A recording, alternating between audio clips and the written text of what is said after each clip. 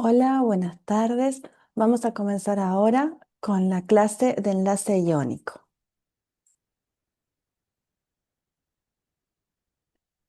Para recapitular por dónde vamos en el curso, como siempre, llegamos a enlace químico. Esta clase vamos a ver aspectos generales del enlace químico y nos vamos a centrar en el enlace iónico. Y después vamos a seguir en las clases sucesivas con otros tipos de enlace.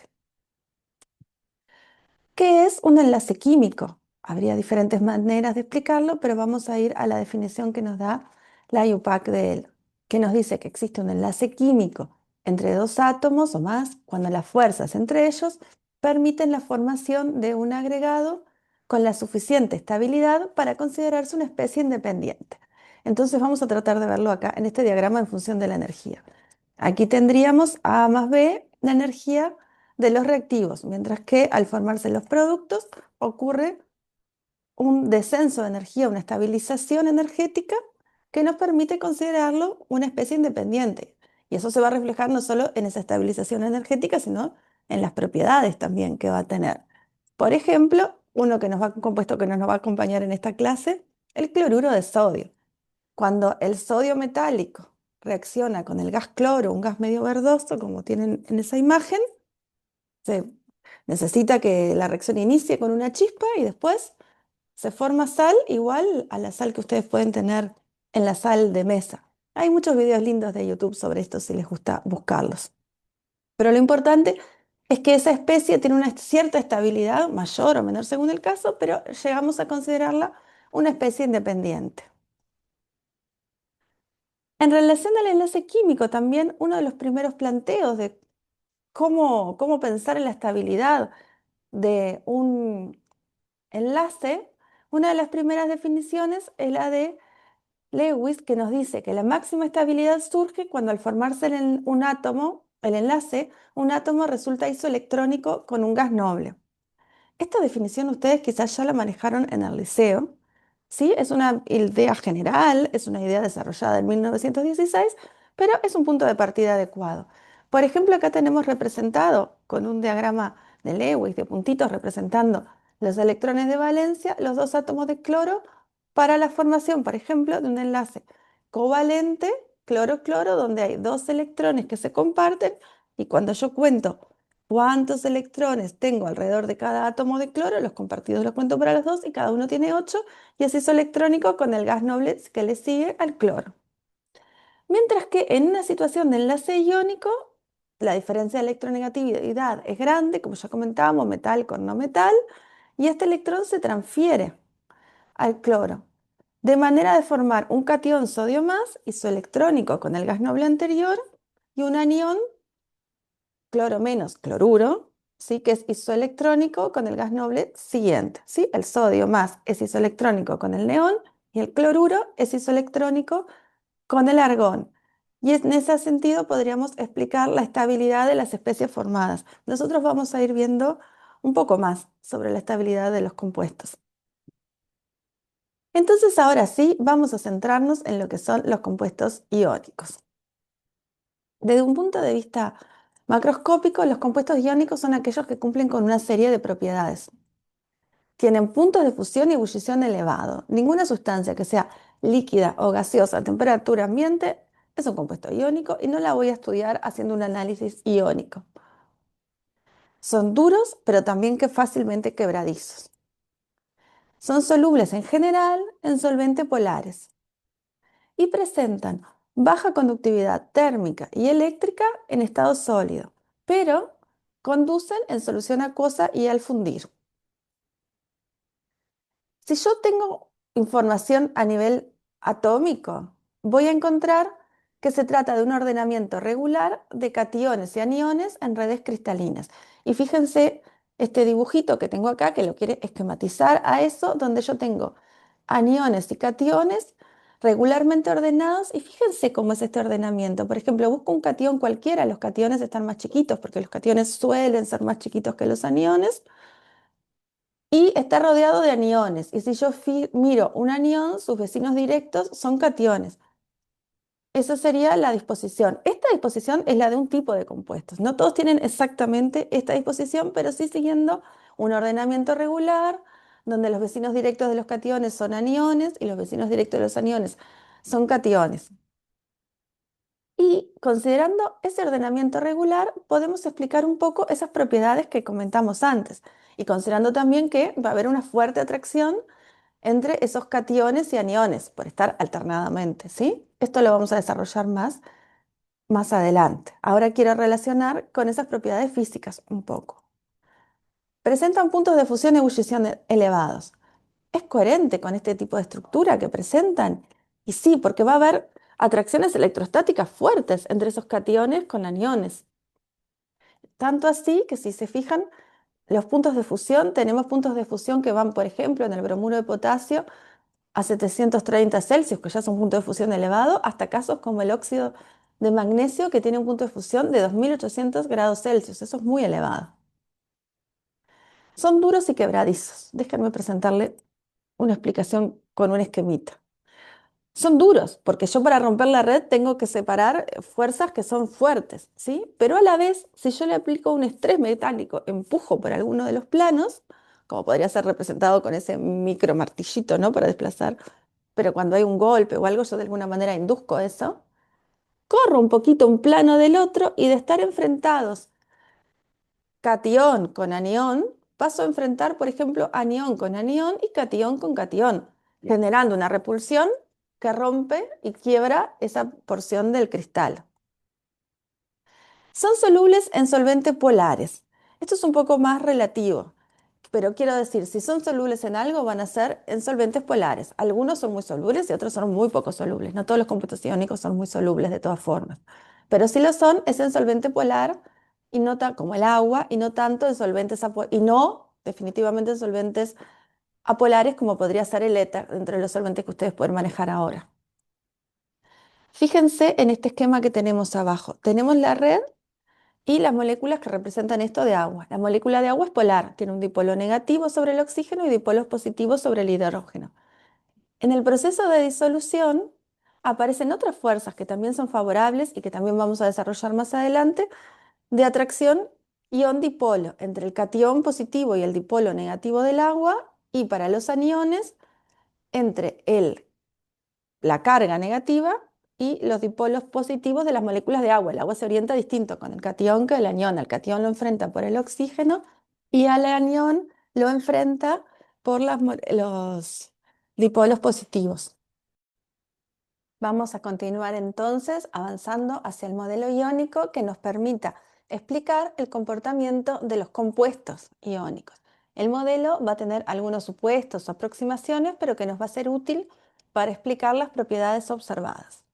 Entonces, en el modelo lo primero que se supone es que los iones actúan como cargas puntuales e indeformables, un poco como está esquematizado en este dibujo, donde las cargas están representadas chiquititas y fijas en ese lugar, ¿no? Deformadas. La energía de atracción es electrostática entre los iones, o sea, la podemos calcular en principio por la atracción de Coulomb y repulsiones también. Y los iones en la red se van a distribuir de manera tal que maximicen la atracción entre los iones de diferente carga, catión y anión, y minimicen las repulsiones entre los iones de la misma carga. Entonces, si miramos inclusive en este esquemita, si fuese un catión el rojo, los azules podrían ser aniones, que serían sus vecinos más cercanos. Si expandiéramos esto en el espacio, se volverían a encontrar. Vamos a ver más adelante. Esos ordenamientos de los iones hay diferentes. Nosotros en este curso no nos vamos a centrar en cuáles son, eso lo van a ver en otros cursos. Muy bien. Vamos a definir entonces cómo evaluar ese enlace iónico, si es más fuerte, si es más débil, y para eso vamos a definir energía de red.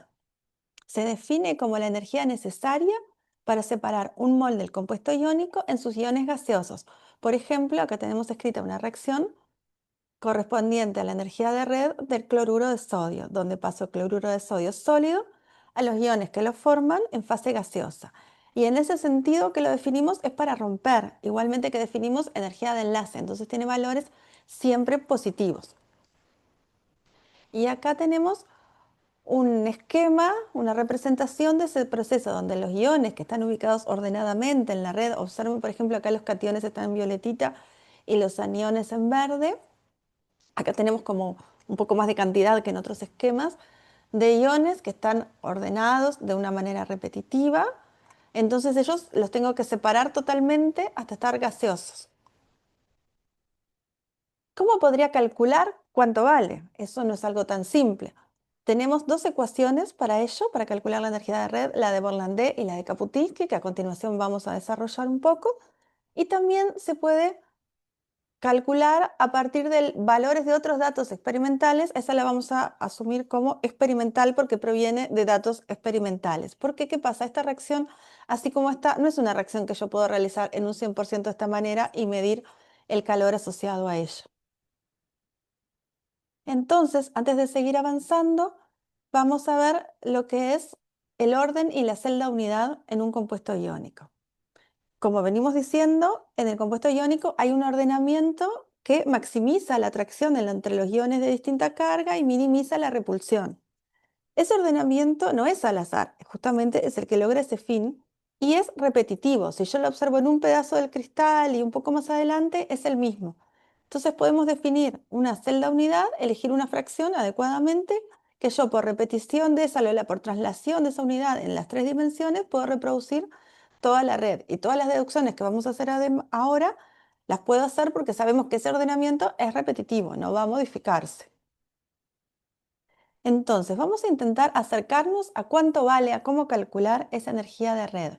Para ello me tienen que dejar irles mostrando sucesivas aproximaciones, ¿sí? En las próximas diapos, en los próximos 5 minutos, vamos a ir yendo de casos supuestos mucho más simples que una situación real, hasta llegar a explicar cómo vale, qué vale esa energía de red para una situación de un cristal tridimensional que es la real.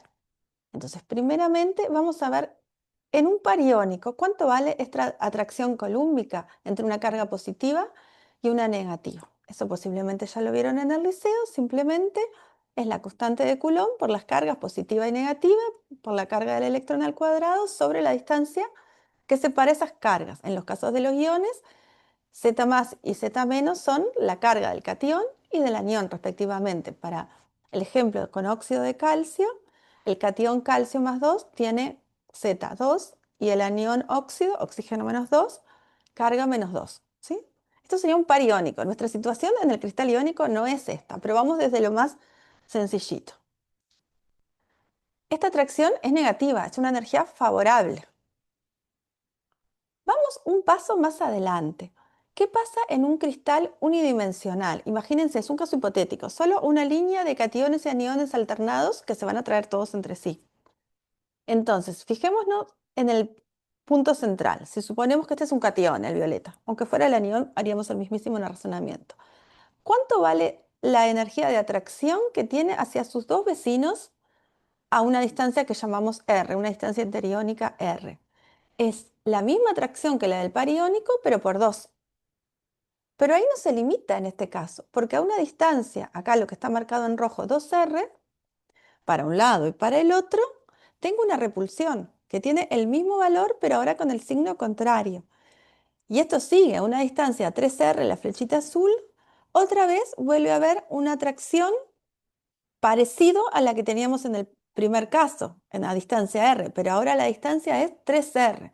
Si yo escribo eso, me va quedando que la energía en el cristal unidimensional es la energía la misma del par por 2, por lo que está a la distancia R, más lo que está a la distancia 2R, que es repulsión, por eso cambia el signo, en donde dice radio, la distancia ahora es 2R y por 2, y después lo que está a la distancia de la flecha azul, a distancia 3R, otra vez hay atracción, ¿sí? Pero en la distancia 3R por 2, y esto continuaría, cada vez es menos porque cada vez está a más distancia. Yo puedo matemáticamente reordenar esto, sacar la atracción del par iónico acá de factor común por todos estos exponentes dividido lo que esté multiplicando a los radios, ¿sí? Y queda un término de este tipo. Acá estamos en un cristal unidimensional. Todavía no llegamos a la situación tridimensional que voy en la diapo próxima, pero ya voy a ir mirándolo de esta manera. ¿Sí? Vamos a ver en un cristal tridimensional qué cosas van a ir en este paréntesis.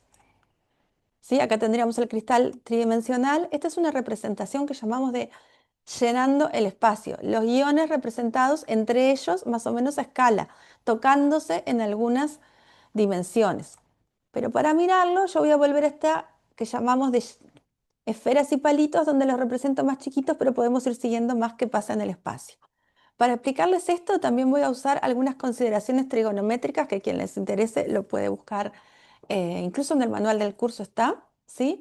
De cuánto vale, son cuestiones geométricas, trigonométricas, de si este es el lado de un cubo, cuánto vale cuánto vale la diagonal mayor, pero yo no voy a entrar en eso, se los voy a dar como dato nomás, ¿sí?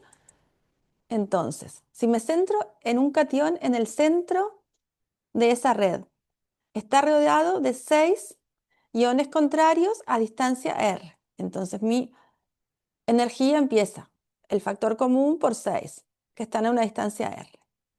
Pero después, a una distancia que vale r por raíz de 2, yo tengo 12 vecinos. Entonces, en el factor va menos 12 por r, del mismo signo, por este eso va, porque esta es repulsión.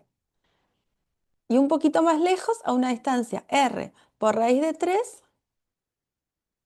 tengo otra vez 8 iones de carga contraria. Y yo podría seguir así sucesivamente, porque el cristal es infinito, por lo menos de toda la cantidad gigantesca de millones de átomos, iones que van a formar el cristal. Entonces puedo decir que la energía es la misma constante, Z más, Z menos, sobre R, por lo que da este número, ¿sí? Que se sabe para los distintos tipos de redes cuánto es su valor. Y es una constante, que es la constante de Madelung. Y como lo voy a calcular por mol, lo tengo que multiplicar por el número de átomos con la constante de Avogadro. Fíjense en relación a esa constante que vamos a llamar constante de Madelung, el valor de A, es un valor que depende para cada tipo de estructuras. Los iones se pueden ordenar de distintas maneras en las redes, pero lo hacen no de tantas maneras distintas. Y tenemos un factor de A que podemos buscar en tablas para cada compuesto según si cristaliza de la misma manera que el cloruro de sodio, de la misma manera que el cloruro de cesio, de la misma manera que el fluoruro de calcio u otras, ¿sí? Tenemos tablas más completas, yo acá puse solo unas a modo de ejemplo. Entonces, para usar esta ecuación, ustedes necesitan saber cómo cristaliza ese compuesto que ustedes están estudiando.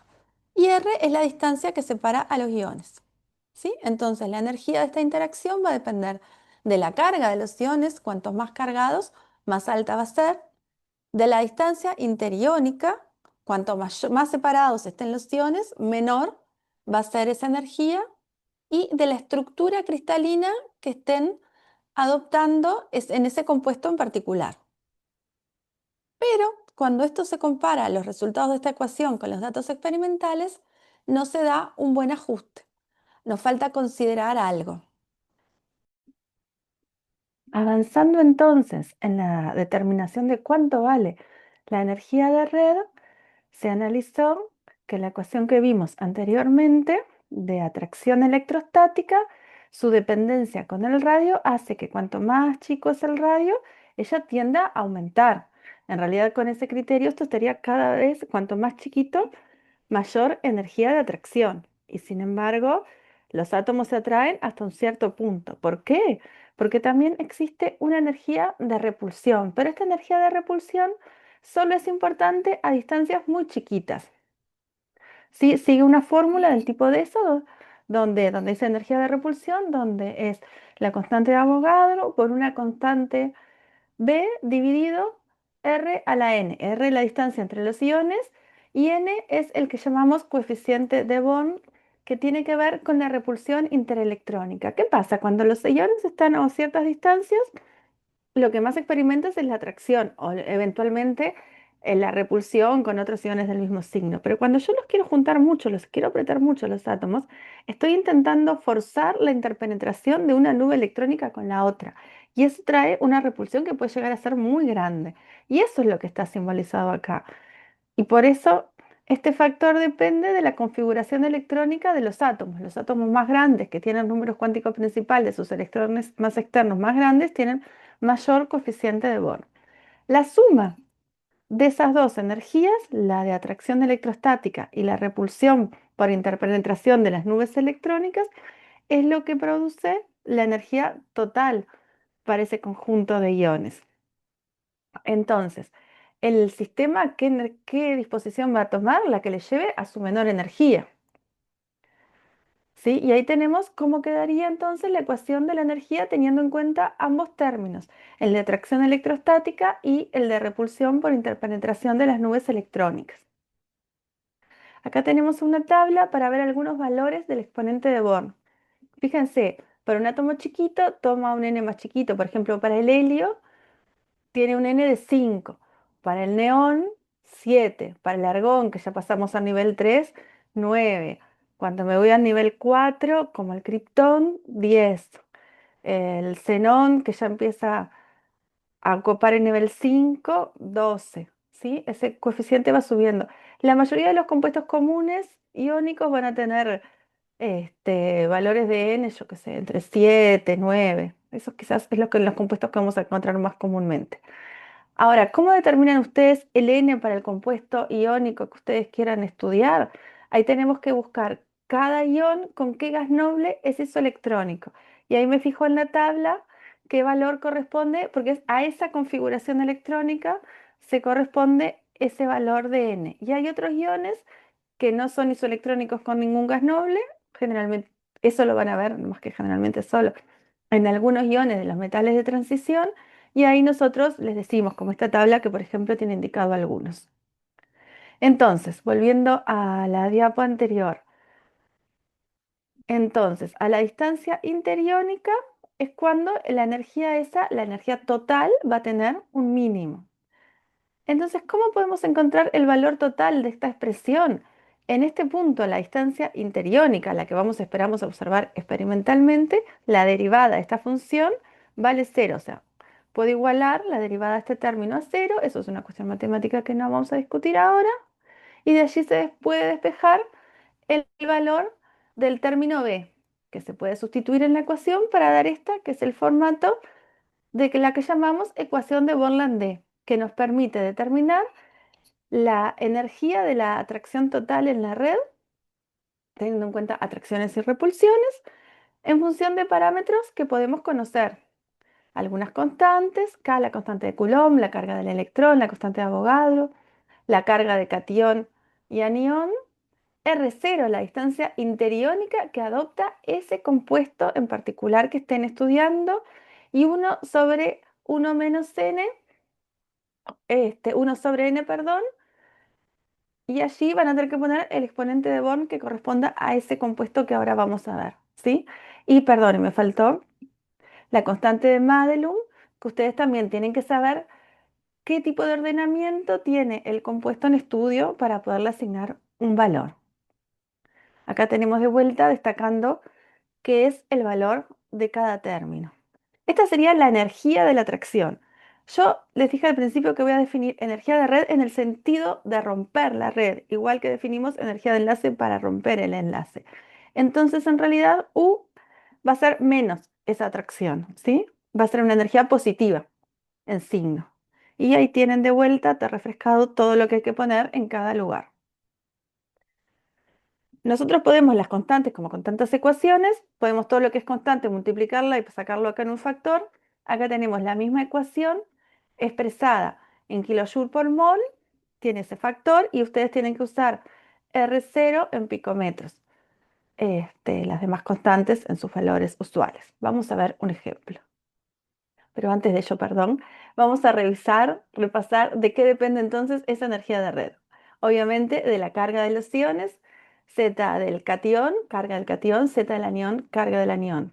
La distancia interiónica R0, que es propia de cada compuesto. La tengo que saber, tengo que tener datos experimentales del compuesto en particular en estudio.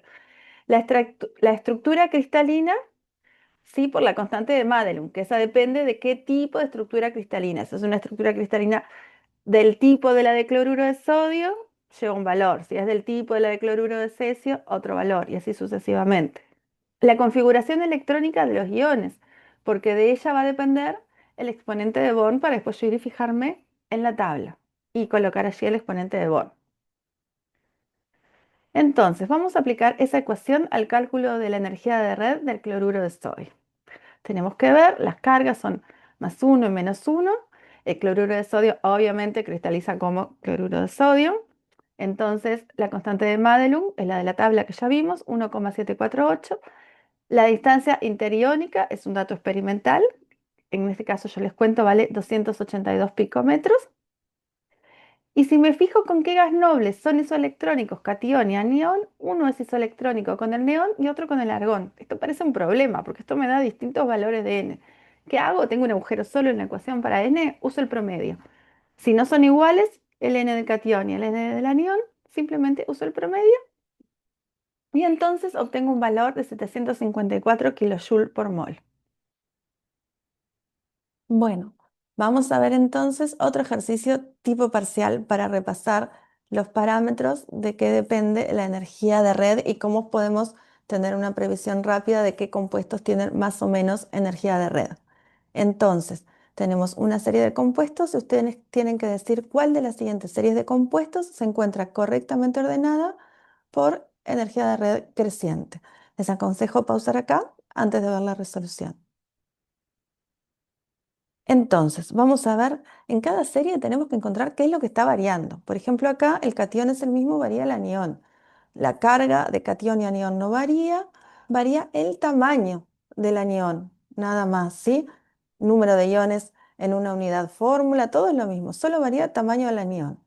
Entonces, empezamos por el yoduro de sodio. El anión yoduro es el más grande de los tres. Cloruro es más chico, fluoruro es el más chiquito. Por lo tanto, el que va a tener la mejor energía de red, la mayor, es el fluoruro de sodio y están correctamente ordenados. Ups, ahí va. Y entonces esta es la opción correcta.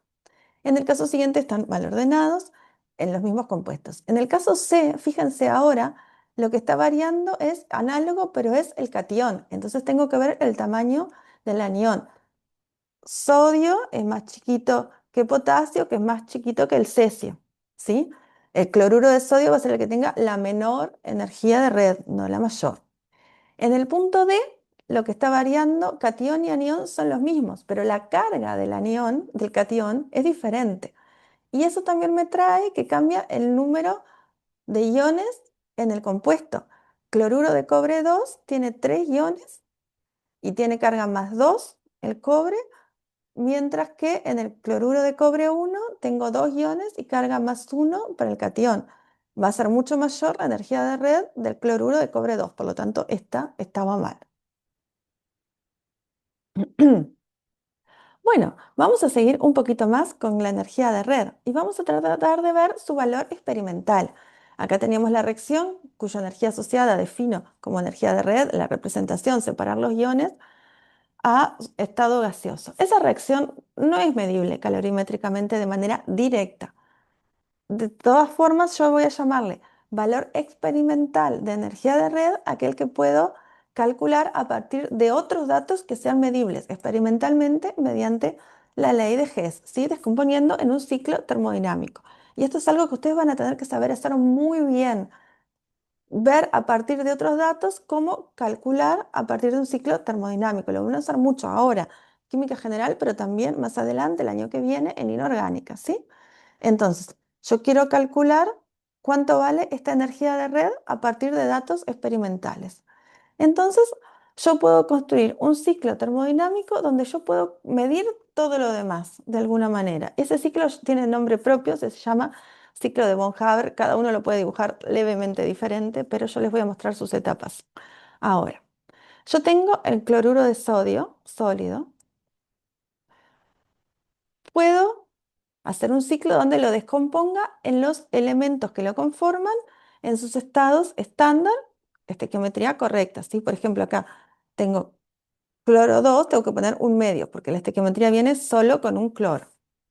El delta H de esta etapa es menos el delta H de formación, porque el delta H de formación sería el delta H asociado a la reacción exactamente hacia allá. Después puedo ir a los átomos gaseosos. Para el sodio, pasar de sodio sólido a sodio gaseoso es el delta H de sublimación del sodio. Para el cloro, que ya es gaseoso, de todas maneras tengo que pasar de cloro unido, cloro con un enlace cloro-cloro, a romper ese enlace, ¿sí? Entonces necesito un medio de la energía de enlace cloro-cloro. Y finalmente formar los iones. Para el sodio eso vale la I1 del sodio y para cloro a cloruro eso vale la primera afinidad electrónica del cloro. Entonces tengo un ciclo donde tengo todos los parámetros conocidos. Este ciclo lo van a usar un montón. Incluso otras veces me puede servir también para estimar el delta H de formación de un compuesto que no conozco, calculando la energía de red aproximadamente. También sirve en el otro sentido. Nosotros ahora lo estamos viendo para ver cómo a partir de datos experimentales yo podría tener un valor de energía de red para contrastar con las ecuaciones que estuvimos viendo. Es muy común que en vez de tener este ciclo así, ustedes pueden hacer un ciclo triangular, digamos, donde van derecho del sodio sólido a sodio más gaseoso.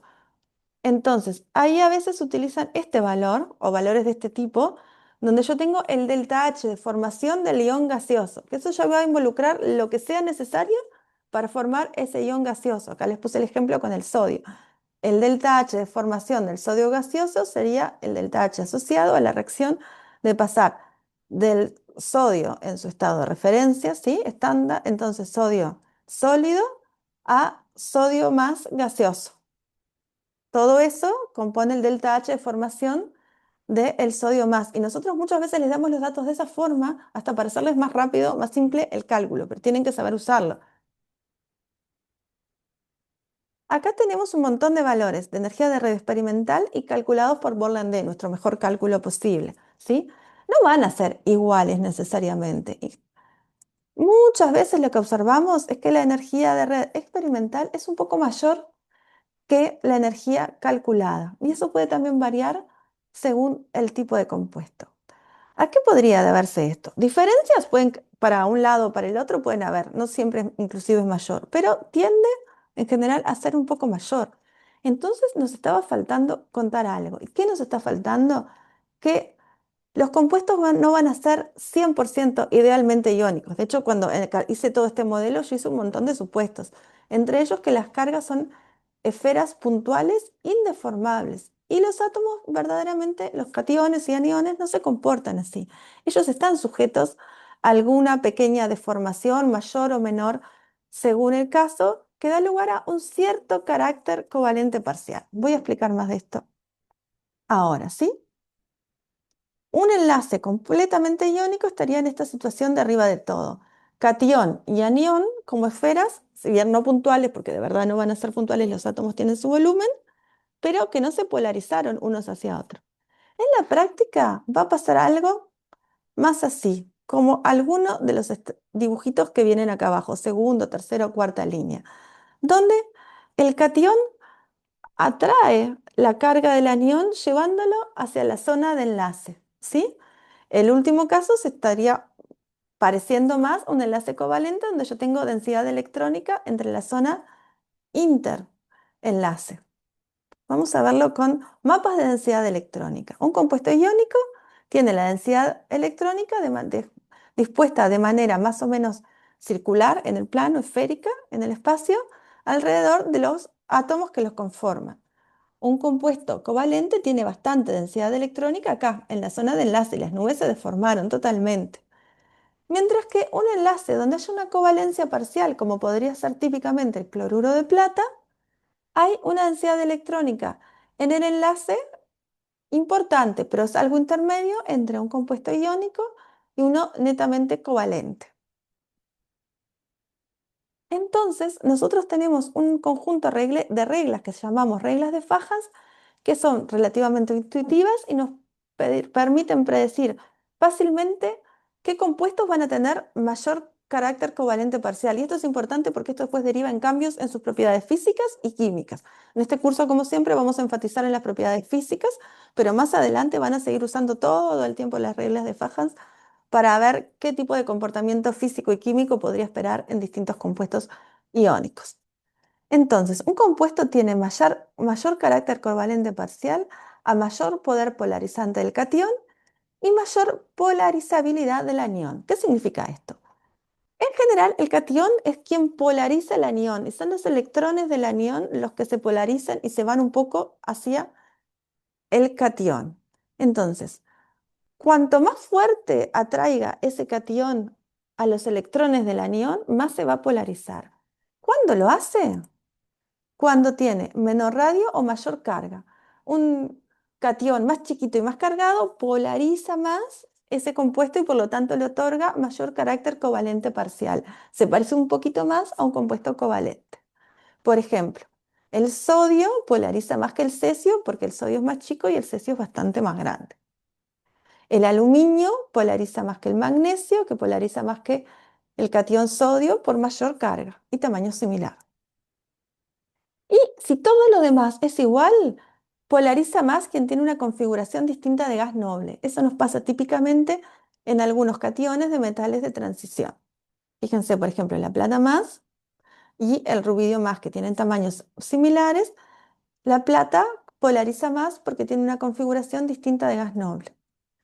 Relacionado con esto está el factor potencial iónico, que es la relación carga-catión sobre radio del catión. Cuanto mayor potencial iónico tiene un catión, más polariza esos enlaces y mayor tendencia, mayor carácter covalente parcial tiene el compuesto. Eso sería desde el punto de vista del catión. El catión no se polariza mucho él. Puede tener un pequeño grado de polarización que generalmente no tomamos en cuenta. Más bien, es lo que hace es atraer los electrones y polarizar al anión. ¿Y el anión? ¿Cuándo se deja polarizar más fácil? Cuanto tiene mayor carga, porque sus electrones van a estar más sueltos, ¿sí? Más flojitamente retenidos y más fácil que va a ser que se los lleve hacia sí el catión, parcialmente, ¿no?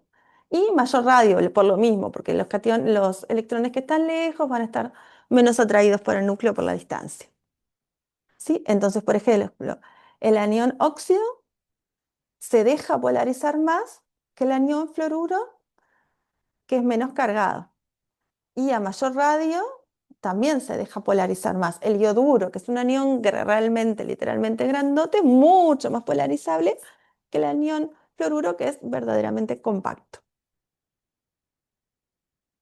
Entonces, acá les dejo otro ejercicio tipo parcial, y esto también son cosas que a ustedes les van a aparecer en los parciales con esta, cualquier otra letra, ¿no? Y que nos van a aparecer también en conceptos a los que vamos a recurrir en otros cursos de química para entender la química de los compuestos.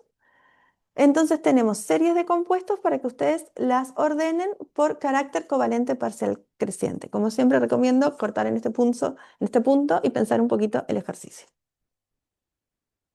Vamos a ver entonces. Otra vez yo tengo que mirar un poco en cada caso qué varía. En esta serie son casi las mismas series del ejercicio anterior. Acá está variando el anión. Cuando el anión sea más grande, mayor carácter covalente parcial va a haber. Entonces, el ioduro de sodio es el que tiene el anión más grande, allí va a estar el mayor carácter covalente parcial. Esta no es. Acá sí, en la B, parecen estar correctamente ordenadas. El fluoruro, que es el más chiquito, es el que tiene menor carácter covalente parcial, le sigue el cloruro y le sigue el ioduro. Ups, esta también está bien ordenada. Vamos a pausar aquí.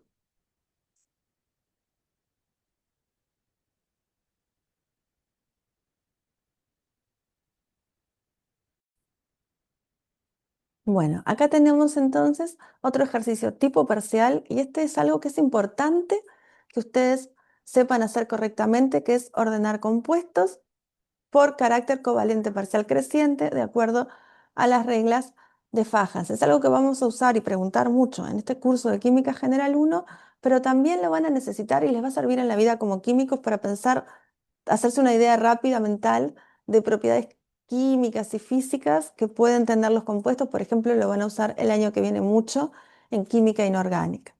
Entonces, ahora les sugiero que pausen el video, lo piensen y después vean la resolución. Vamos a ver entonces. En esta serie siempre tenemos que mirar a ver qué es lo que cambia. Entonces, en este caso cambia el anión, solamente la carga de los iones, todo lo demás es la misma, cambia el anión. ¿Cuál es el anión más grande y por lo tanto más polarizable y mayor carácter covalente? El ioduro de sodio, que tiene tremendo anión. Entonces, esa es la que tiene mayor, no menor. La opción 2 también está mal ordenada, pero es lo mismo. Opción C, ahora cambia el catión. Tenemos el catión sodio, que es más chiquito, después, o sea, más polarizante, sigue el catión potasio un poco más grande y sigue el cloruro de cesio, que es el catión más grande y por lo tanto el menos polarizante y menos covalente. Esta opción es incorrecta. Acá tengo la opción de cloruro de sodio versus cloruro de cobre. Misma carga de cationes y aniones, tamaño muy similar, pero acá tengo que ir a la última regla del catión. El cloruro de cobre 1, el cobre 1 tiene una configuración distinta de gas noble y por lo tanto polariza más, ¿sí? Y esa es la opción correcta. Este es un punto realmente importante para su futuro como químicos, no esta diapo en particular, sino poder pensar cuándo un compuesto iónico es más o menos covalente. También es muy importante lo que vimos antes de poder pensar qué compuestos tienen mayor o menor energía de red, porque combinados nos van a permitir avanzar en el entendimiento más adelante de propiedades físicas y químicas de estos compuestos. Bueno, como les decía, el enlace de tránsito se relaciona con las propiedades físicas, también con las químicas, pero en este curso solo vamos a ver hacia las físicas. Un enlace de tránsito se refleja en menores puntos de fusión, en menor solubilidad en solventes polares en relación a uno parecido, ¿sí? Pero de más iónico, son menos conductores de la electricidad en solución y tienen menor dureza. Miren, en relación al punto de fusión, qué drástico es el cambio. En esta familia tenemos cloruros de metales alcalino-térreos. Berilio, magnesio, calcio, bario, cada vez más grandes. El berilio, de hecho, es muy chiquito. Acá tenemos puesto el tamaño, ¿sí? El tamaño va aumentando mucho entre ellos. Fíjense el punto de fusión, como para el berilio, que va a tener una covalencia parcial mayor, es mucho menor, ¿sí? Para un compuesto de un metal alcalino térreo es un valor realmente bajo, 405 grados Celsius. Sigue siendo un valor alto, pero compárenlo con el de bario, que es mucho más alto, casi el doble. Entonces, esta reducción, especialmente en el berilio, es debida a esa mayor, ese compuesto, ese mayor carácter covalente. Entonces el relacionamiento sería más pequeño, más polarizante, entonces más covalente, más carácter covalente parcial, entonces menor punto de fusión, siempre comparando series de compuestos análogos. Todo este tipo de comparaciones que hacemos, las hacemos en compuestos que estamos variando solo algún parámetro. Acá tenemos un ejemplo en relación a solubilidad en agua, solubilidad en un compuesto polar. Tenemos halogenuros de plata. ¿Sí? El fluoruro de plata, un compuesto más iónico, ¿sí? Con una menor diferencia entre la energía de red calculada y experimental, o sea, una menor contribución covalente, es ampliamente soluble en agua. Mientras que al pasar al cloruro de plata, un compuesto con un mayor aporte covalente, esa solubilidad cae drásticamente, tanto así que el cloruro de plata lo consideramos prácticamente insoluble. Y ni que hablar, bromuro de plata, yoduro de plata cada vez menos soluble. Y si yo miro acá la diferencia entre la energía de red calculada y la experimental, ese aporte covalente va en aumento.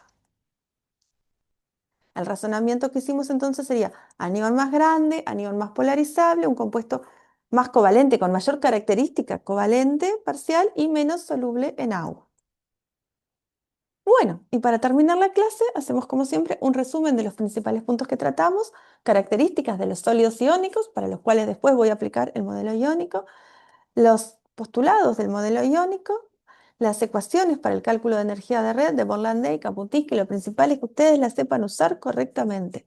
Ciclo de von Haber, súper importante saber usar el ciclo de von Haber ahora y para el futuro, porque ahora la usamos para saber entonces cuánto es la energía de red que viene de los datos experimentales y poderla contrastar con la energía calculada, pero en el futuro va a servir, sirve para más cosas. Yo puedo, conociendo unos factores, calcular cualquier otro.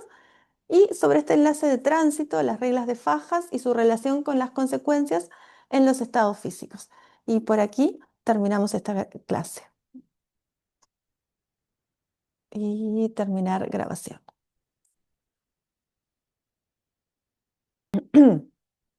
Bueno, vamos a seguir un poquito más con la energía de red y vamos a tratar de ver su valor experimental. Acá teníamos la reacción cuya energía asociada defino como energía de red, la representación, separar los iones, a estado gaseoso. Esa reacción no es medible calorimétricamente de manera directa. De todas formas, yo voy a llamarle valor experimental de energía de red aquel que puedo calcular a partir de otros datos que sean medibles experimentalmente mediante la ley de Hess, ¿sí? Descomponiendo en un ciclo termodinámico. Y esto es algo que ustedes van a tener que saber hacer muy bien, ver a partir de otros datos cómo calcular a partir de un ciclo termodinámico. Lo van a usar mucho ahora, química general, pero también más adelante, el año que viene, en inorgánica, ¿sí? Entonces, yo quiero calcular cuánto vale esta energía de red a partir de datos experimentales. Entonces, yo puedo construir un ciclo termodinámico donde yo puedo medir todo lo demás de alguna manera. Ese ciclo tiene nombre propio, se llama ciclo de Von Haber. Cada uno lo puede dibujar levemente diferente, pero yo les voy a mostrar sus etapas. Ahora, yo tengo el cloruro de sodio sólido. Puedo hacer un ciclo donde lo descomponga en los elementos que lo conforman en sus estados estándar, estequiometría correcta, ¿sí? Por ejemplo, acá tengo cloro 2, tengo que poner un medio, porque la estequiometría viene solo con un cloro. El delta H de esta etapa es menos el delta H de formación, porque el delta H de formación sería el delta H asociado a la reacción exactamente hacia allá. Después puedo ir a los átomos gaseosos. Para el sodio, pasar de sodio sólido a sodio gaseoso es el delta H de sublimación del sodio.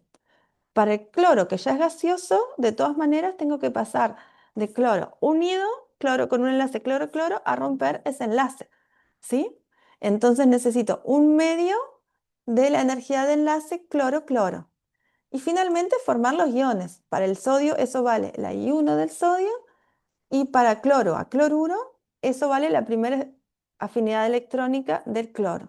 Entonces tengo un ciclo donde tengo todos los parámetros conocidos. Este ciclo lo van a usar un montón. Incluso otras veces me puede servir también para estimar el delta H de formación de un compuesto que no conozco, calculando la energía de red aproximadamente. También sirve en el otro sentido. Nosotros ahora lo estamos viendo para ver cómo a partir de datos experimentales yo podría tener un valor de energía de red para contrastar con las ecuaciones que estuvimos viendo. Es muy común que en vez de tener este ciclo así, ustedes pueden hacer un ciclo triangular, digamos, donde van derecho del sodio sólido a sodio más gaseoso. Entonces, ahí a veces utilizan este valor o valores de este tipo, donde yo tengo el delta H de formación del ion gaseoso, que eso ya va a involucrar lo que sea necesario para formar ese ion gaseoso. Acá les puse el ejemplo con el sodio. El delta H de formación del sodio gaseoso sería el delta H asociado a la reacción de pasar del sodio en su estado de referencia, ¿sí? Estándar, entonces sodio sólido a sodio más gaseoso. Todo eso compone el delta H de formación del sodio más. Y nosotros muchas veces les damos los datos de esa forma hasta para hacerles más rápido, más simple el cálculo, pero tienen que saber usarlo. Acá tenemos un montón de valores de energía de red experimental y calculados por Borlandé, nuestro mejor cálculo posible, ¿sí? No van a ser iguales necesariamente. Y muchas veces lo que observamos es que la energía de red experimental es un poco mayor que la energía calculada. Y eso puede también variar según el tipo de compuesto. ¿A qué podría deberse esto? Diferencias pueden, para un lado o para el otro pueden haber, no siempre inclusive es mayor, pero tiende en general a ser un poco mayor. Entonces nos estaba faltando contar algo. ¿Y qué nos está faltando? Que los compuestos no van a ser 100% idealmente iónicos. De hecho, cuando hice todo este modelo, yo hice un montón de supuestos. Entre ellos que las cargas son esferas puntuales indeformables. Y los átomos, verdaderamente, los cationes y aniones, no se comportan así. Ellos están sujetos a alguna pequeña deformación, mayor o menor, según el caso, que da lugar a un cierto carácter covalente parcial. Voy a explicar más de esto ahora, ¿sí? Un enlace completamente iónico estaría en esta situación de arriba de todo.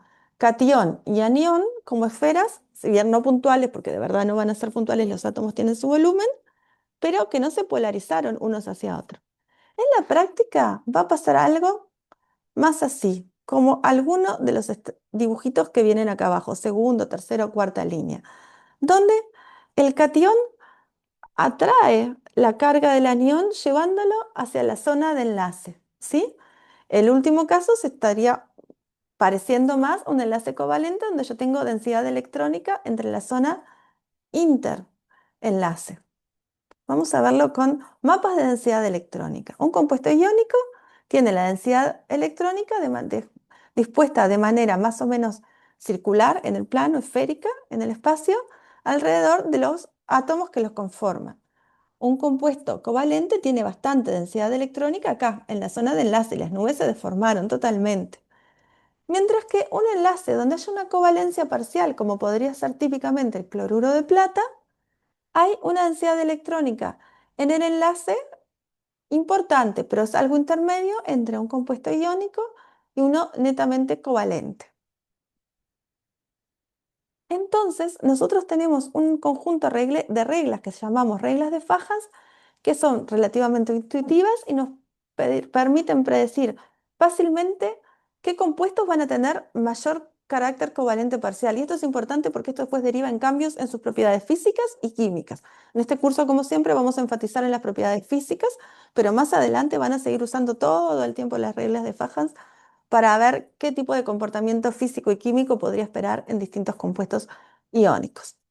Entonces, un compuesto tiene mayor carácter covalente parcial a mayor poder polarizante del catión y mayor polarizabilidad del anión. ¿Qué significa esto? En general, el catión es quien polariza el anión y son los electrones del anión los que se polarizan y se van un poco hacia el catión. Entonces, cuanto más fuerte atraiga ese catión a los electrones del anión, más se va a polarizar. ¿Cuándo lo hace? Cuando tiene menor radio o mayor carga. Un catión más chiquito y más cargado polariza más ese compuesto y por lo tanto le otorga mayor carácter covalente parcial. Se parece un poquito más a un compuesto covalente. Por ejemplo, el sodio polariza más que el cesio porque el sodio es más chico y el cesio es bastante más grande. El aluminio polariza más que el magnesio, que polariza más que el catión sodio por mayor carga y tamaño similar.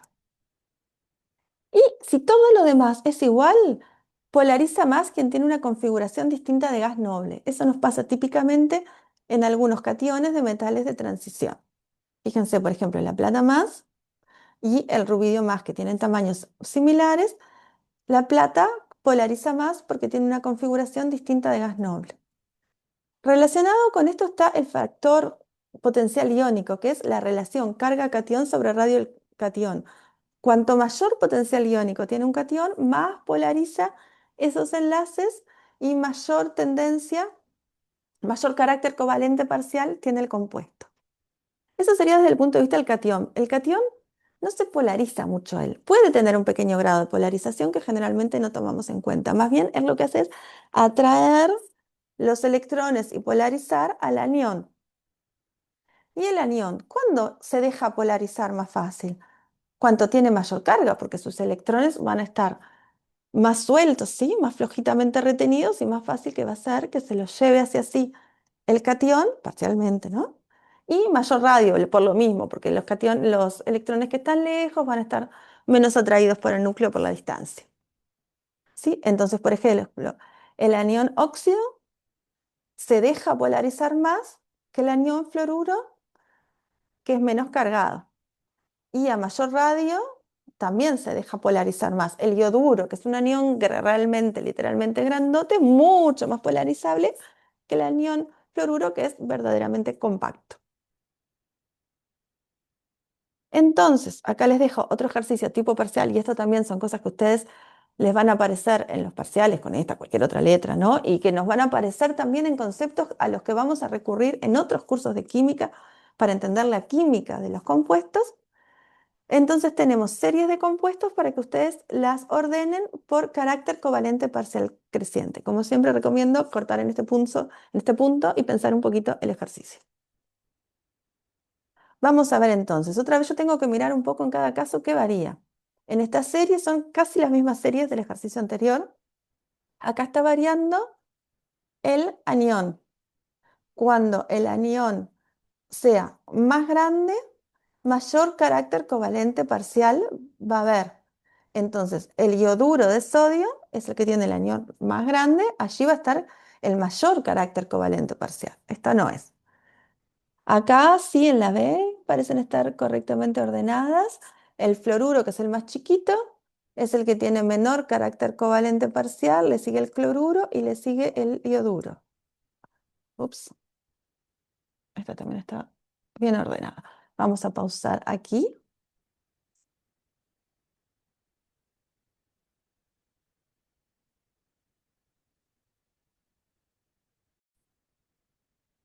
Bueno, acá tenemos entonces otro ejercicio tipo parcial y este es algo que es importante que ustedes sepan hacer correctamente, que es ordenar compuestos por carácter covalente parcial creciente de acuerdo a las reglas de Fajas. Es algo que vamos a usar y preguntar mucho en este curso de Química General 1, pero también lo van a necesitar y les va a servir en la vida como químicos para pensar, hacerse una idea rápida mental de propiedades químicas y físicas que pueden tener los compuestos. Por ejemplo, lo van a usar el año que viene mucho en química inorgánica. Entonces, ahora les sugiero que pausen el video, lo piensen y después vean la resolución. Vamos a ver entonces. En esta serie siempre tenemos que mirar a ver qué es lo que cambia. Entonces, en este caso cambia el anión, solamente la carga de los iones, todo lo demás es la misma, cambia el anión. ¿Cuál es el anión más grande y por lo tanto más polarizable y mayor carácter covalente? El ioduro de sodio que tiene tremendo anión. Entonces, esa es la que tiene mayor, no menor. La opción 2 también está mal ordenada, pero es lo mismo. Opción C, ahora cambia el catión. Tenemos el catión sodio, que es más chiquito, después, o sea, más polarizante, sigue el catión potasio, un poco más grande, y sigue el cloruro de cesio, que es el catión más grande y por lo tanto el menos polarizante y menos covalente. Esta opción es incorrecta. Acá tengo en la opción D cloruro de sodio versus cloruro de cobre. Misma carga de cationes y aniones, tamaño muy similar, pero acá tengo que ir a la última regla del catión.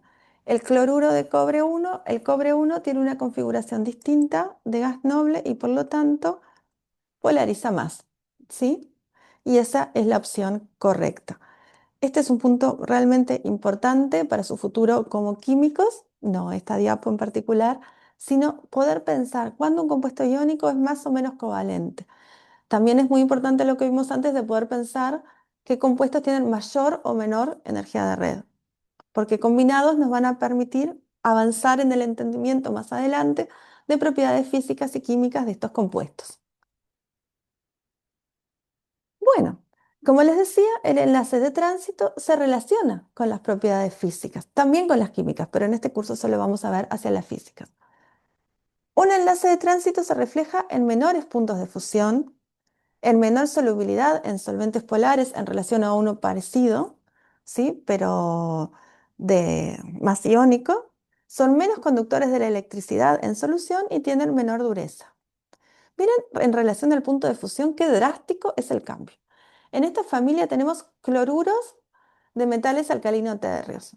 Berilio, magnesio, calcio, bario, cada vez más grandes. El berilio, de hecho, es muy chiquito. Acá tenemos puesto el tamaño, ¿sí? El tamaño va aumentando mucho entre ellos. Fíjense el punto de fusión, como para el berilio, que va a tener una covalencia parcial mayor, es mucho menor, ¿sí? Para un compuesto de un metal alcalino térreo es un valor realmente bajo, 405 grados Celsius. Sigue siendo un valor alto, pero compárenlo con el de bario, que es mucho más alto, casi el doble. Entonces, esta reducción, especialmente en el berilio, es debida a esa mayor, ese compuesto, ese mayor carácter covalente. Entonces el reaccionamiento sería más pequeño, más polarizante, entonces más covalente, más carácter covalente parcial, entonces menor punto de fusión, siempre comparando series de compuestos análogos. Todo este tipo de comparaciones que hacemos, las hacemos en compuestos que estamos variando solo algún parámetro. Acá tenemos un ejemplo en relación a solubilidad en agua, solubilidad en un compuesto polar. Tenemos halogenuros de plata. ¿Sí? El fluoruro de plata, un compuesto más iónico, ¿sí? Con una menor diferencia entre la energía de red calculada y experimental, o sea, una menor contribución covalente, es ampliamente soluble en agua. Mientras que al pasar al cloruro de plata, un compuesto con un mayor aporte covalente, esa solubilidad cae drásticamente, tanto así que el cloruro de plata lo consideramos prácticamente insoluble. Y ni que hablar, bromuro de plata, yoduro de plata cada vez menos soluble. Y si yo miro acá la diferencia entre la energía de red calculada y la experimental, ese aporte covalente va en aumento. El razonamiento que hicimos entonces sería anión más grande, anión más polarizable, un compuesto más covalente, con mayor característica covalente parcial y menos soluble en agua. Bueno, y para terminar la clase, hacemos como siempre un resumen de los principales puntos que tratamos, características de los sólidos iónicos, para los cuales después voy a aplicar el modelo iónico, los postulados del modelo iónico, las ecuaciones para el cálculo de energía de red de Borlande y Kaputinsky, lo principal es que ustedes las sepan usar correctamente. Ciclo de Von Haber, súper importante saber usar ciclo de Von Haber ahora y para el futuro, porque ahora la usamos para saber entonces cuánto es la energía de red que viene de los datos experimentales y poderla contrastar con la energía calculada, pero en el futuro va a servir, sirve para más cosas. Yo puedo, conociendo unos factores, calcular cualquier otro. Y sobre este enlace de tránsito, las reglas de fajas y su relación con las consecuencias en los estados físicos. Y por aquí terminamos esta clase.